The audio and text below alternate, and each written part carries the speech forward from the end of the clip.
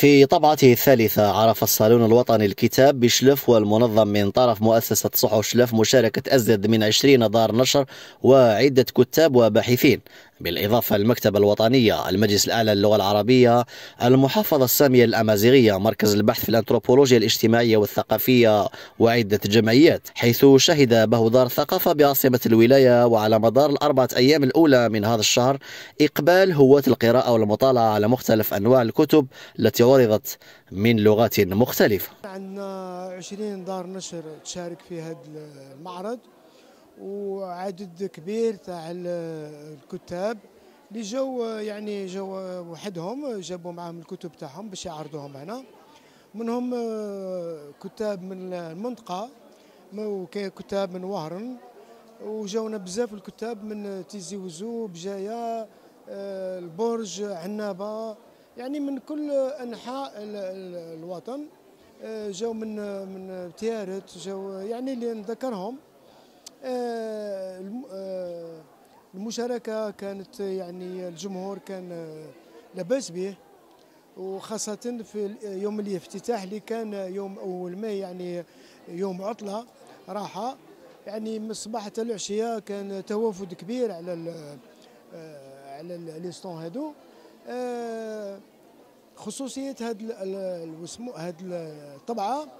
الطبعة هذه فيها مؤسسات تاع الدولة، منها المحافظة السامية الأمازيغية، المجلس الأعلى للغة العربية، مركز البحوث في الأنثروبولوجيا الاجتماعية والثقافية لجامعة وهران، وكذلك حاجة مهمة جدا هي المكتبة الوطنية.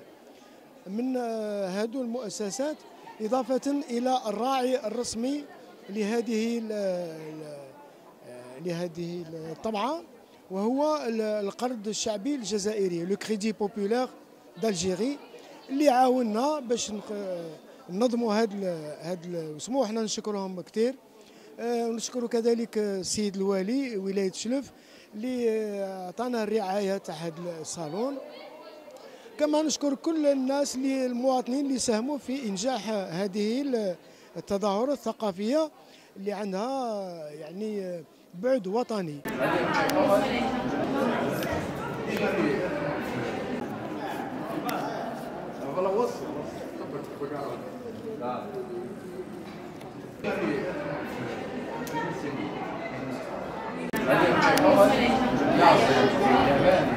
هنا مادام في ولاية شلف الناس تتكلم بالأمازيغية، وهي المنطقة الشمالية الشرقية، احنا قلنا هاد الناس هادو مواطنين حتى هما عندهم الحق باش يشوفوا يدرسوا في اللغة تاعهم، خاطر كاين بحوث كثيرة في الأمازيغية.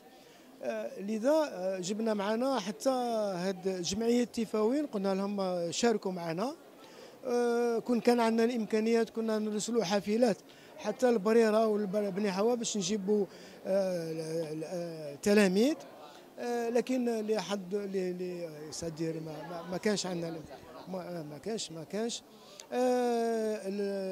الهدف الثاني جبنا دور النشر اللي عندها الأمازيغية وعندها الإنجليزية والفرنسية والعربية، هاد اللغات اللي متداولة في الجزائر. يعني هاد اللغات احنا قلنا إنسان ما يروحش حتى للعاصمة ولا يروح لمدينة كبيرة باش يشري كتاب، ولا احنا نجيبوه له عنده هنايا.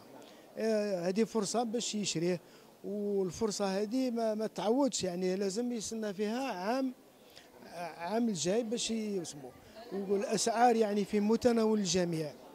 وحنا الهدف الثاني هو هدف ثقافي أكثر مما هو تاع البيع أو البيع اللي اسمه. ما ميز هذه الطبعة ومشاركة شباب من جامعة حسيبة بن في التنظيم ممثلين في نادي المنارة فأبدعوا في ذلك، كما كان الحدث فرصة لهم لعرض إبداعاتهم في الكتابة، كما هو الحال مع رياض طالب بجامعة حسيبة بن بوعلي.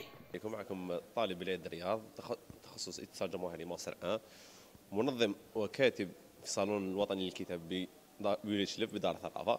معكم هذا الكتاب تاعي، الكتاب الثاني، النسخه اللي الطبعه الرابعه، فيها الطبعه الرابعه. الكتاب الاول 34 ثوتس اللي هو نقول لك نسخه محدوده ليميتيد سيري ما فيهاش اخرى. وهذا الكتاب الثاني 3 مودز اللي كما نقول لك اللي دار نجاح كبير بارافور شادوا الناس. دونك هذا 3 مودز كما نقول لك مجموعه من الخواطر فيه اللي بروبليم يقدروا يصراو ليه اللي كنت ولا لاي واحد. دونك انا درت على بروبليم في الديبي نتعمق فيه بشويه في راه عندك سوليسيون خفيفه كيف تباسي هذاك البروبليم. باغ اكزومبل تريتمنت، معاملات الناس كيف تعمل بطريقه مليحه ماشي مليحه. دونك هذا كامل في الكتاب باه الناس تقدر تعرف باللي اي حاجه قد تواجه في الحياه 100% كتب لها الحل. وباه نسهلها للناس بيان سير كل شيء نديرو مع التصويره كيما هكذا ماشي مشكل. دونك درت هذا خصيصا لفئه كما نقول فئه ما بين 14 سنه فما فوق. باش لعل دوك هذيك فتره المراهقه الانسان يكون فيرتيل بيكون خايف فيتو. دونك هذا كتاب خصيصا موجه لجميع الفئات ما فوق 14 سنه.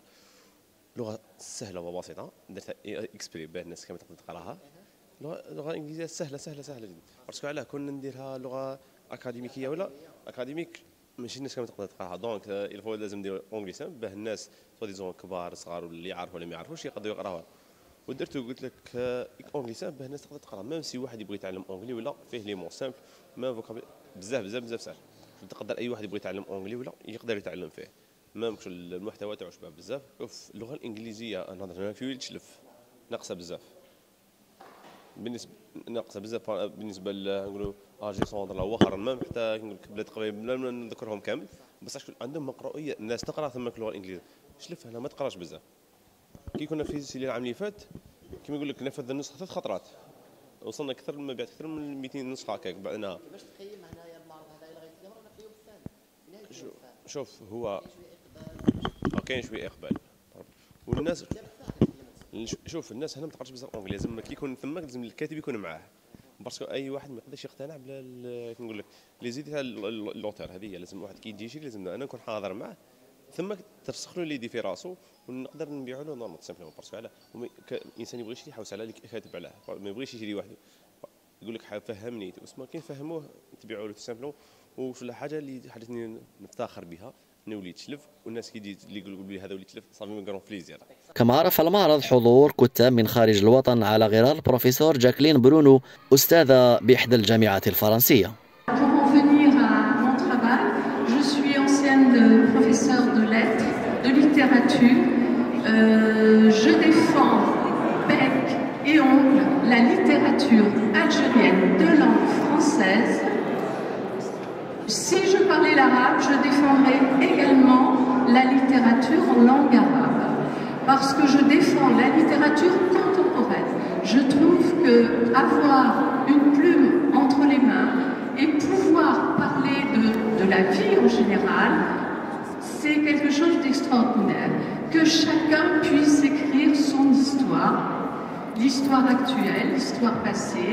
Nous avons tous, par les temps qui courent, ici et de par le monde, besoin des écrivains qui témoignent et qui nous apportent un peu de réconfort. الطبعة الثالثة للصالون الوطني للكتاب بشلف تخللتها نشاطات فنية وتاريخية بمشاركة مديريتي الثقافة والمجاهدين.